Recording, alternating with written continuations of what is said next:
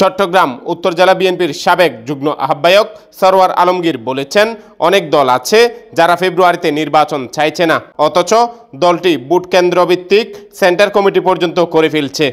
তারা এদিকে বলতেছে পিএস ছাড়া মানি না, রোড ম্যাপ দিয়েছে নির্বাচনে, রোড ম্যাপ এটা নির্বাচন পালসারের জন্য নাকি রোড ম্যাপ দিয়েছে। আবার তারা সংসদ সদস্য প্রার্থী ঘোষণা করেছে, বাড়ি বাড়ি এলাকায় এলাকায় কি কমিটি করতেছে, বুঝতেছে তো কারা। আবার অনেক আওয়ামী লীগ জমাত হয়ে যাচ্ছে, হ্যাঁ অনেক আওয়ামী লীগ কিন্তু জমাত হয়ে যাচ্ছে। সাবধান, এদের থেকে সাবধান।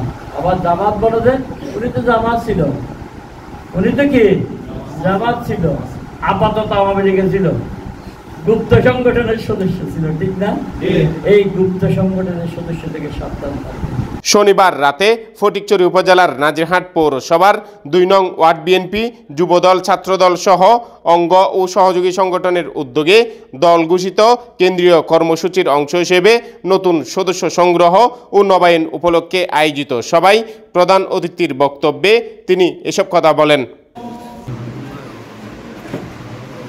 প্রবীণ বিএনপি নেতা জহুরুল আলম সওদাগরের সভাপতিত্বে ছাত্রদল নেতা আরমান উদ্দিন ইমরানের সঞ্চালনায় এতে বিশেষ অতিথি ছিলেন বিএনপি নেতা মোবারক হোসেন কাঞ্চন, নাজিমউদ্দিন শাহিন, এস.এম. শফিউল আলম ও মহিনুদ্দিন মেসি।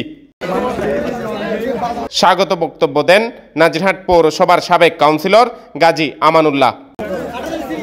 অন্যান্যের মধ্যে উপস্থিত ছিলেন মোহাম্মদ জাফর, মোহাম্মদ দিদার, আবুল মনসুর, জুনায়েদ রুবেল, মোহাম্মদ ফারুক, মোহাম্মদ ফুরখান, মোহাম্মদ জুয়েল, দিদারুল আলম, মোহাম্মদ রুবেল, জয়নাল, শফি, আব্দুল ওহাব, মানিক, মিরাজ ও রমজান সহ বিএনপি, যুবদল, ছাত্রদল, অঙ্গ ও সহযোগী সংগঠনের অসংখ্য নেতৃবৃন্দ।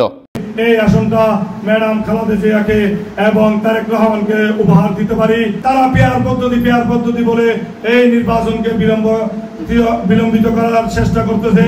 তাই সবাই মিলে ঐক্যবদ্ধভাবে বাংলাদেশের স্থিতিশীল আসার জন্য এই নির্বাচনের কোনো বিকল্প নাই। আমরা যদি ঐক্যবদ্ধ না থাকি 111 আবার চলে আসবে। আমাদেরকে ঐক্যবদ্ধ থাকতে হবে। আমরা যে আজকে নবায়ন সদস্য করতেছি, আমরা শুধু পুরুষের করলে হবে না, আমাদের মহিলারা করতে হবে।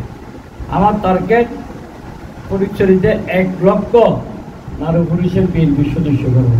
আপনারা ধরে এটা হবে না, আপনারা সবাইকে এটার অতি দ্রুত সহযোগিতা করতে হবে। আমি এরকম একটা কার্ড যার কাছে যাবে সেই কোনোদিন এই দলের বাইরে যাবে, তার পরিবারে এই দলের বাইরে যাবে না। জাতীয়তাবাদী দলের আগে ছিল সোনার হরিণ, জাতীয়তাবাদী দলের এরকম মেম্বারশিপ একটা কার্ড, আমরা এখন তারপরে পৌঁছে দিচ্ছি।